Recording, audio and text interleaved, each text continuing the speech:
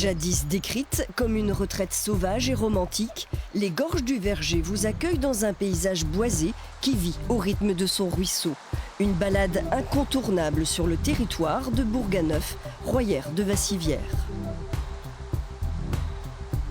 C'est le premier site classé pour la Creuse et pour le Limousin en 1912, après la loi de 1906 qui était la première loi de protection du paysage. Et il a été classé pour ses motifs historiques et paysagers, remarquables du fait de la présence de ce qu'on appelle le Verger, qui est un ruisseau qui coule au fond de ce vallon qui a été creusé par le ruisseau.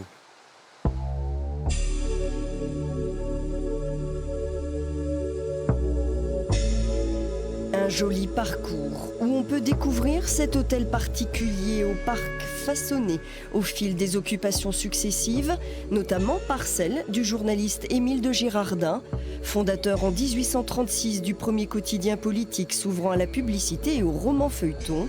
Son épouse, Delphine Gay, femme de lettres, y contribua par des écrits décrivant la campagne creusoise. Elle a décrit les gorges du Verger, d'une façon très très romantique d'ailleurs. Et ça a contribué sans doute à faire connaître la région également. Et ça a contribué à faire connaître la région jusque dans le milieu parisien, parce que dans ce journal écrivaient également des personnalités comme George Sand, Victor Hugo, Balzac, etc. Propriété de la commune et gérée par l'Office national des forêts, l'ensemble paysager est entretenu pour permettre la déambulation tout en respectant l'expression naturelle du site. Et ils ont décidé ensemble de remettre en état certains équipements, notamment une passerelle telle qu'elle était au 19e siècle, qui permet de passer de l'autre côté du ruisseau du Verger et d'aller après par un platelage jusqu'à la tour de style moyenâgeuse, qui est en fait une relique des ornements qu'on mettait dans le parc du château, autour d'un parc d'un château. Le versant sur la rive droite est ponctué de blocs granitiques. Celui-ci se prête à l'escalade. Nous sommes entre 15 et 20 mètres de hauteur. L'intérêt, c'est vraiment ce vallon très creusé, qui est très différent de ce qu'on peut avoir dans la campagne alentour, puisqu'on n'a pas de relief aussi marqué que ça.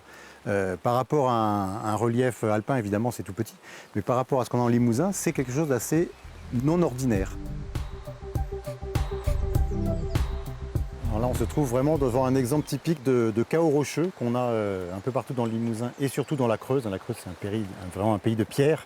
Donc ces roches, c'est du granit qui a été érodé au fur et à mesure, qui a été cassé, brisé par les intempéries, et qui, du coup, les gros morceaux se détachent, tombent, roulent, et on a un amoncellement comme ça tout le long de la pente, jusque dans le ruisseau, et on peut avoir des grosses masses rocheuses qui sont dans le ruisseau et qui forment du coup des petites cascades, ce qu'on appelle des cascatelles. Et c'est vraiment l'image typique de beaucoup de sites de la Creuse. Autant de paysages qui ne demandent qu'à se livrer à celles et ceux qui ne demandent qu'à les découvrir.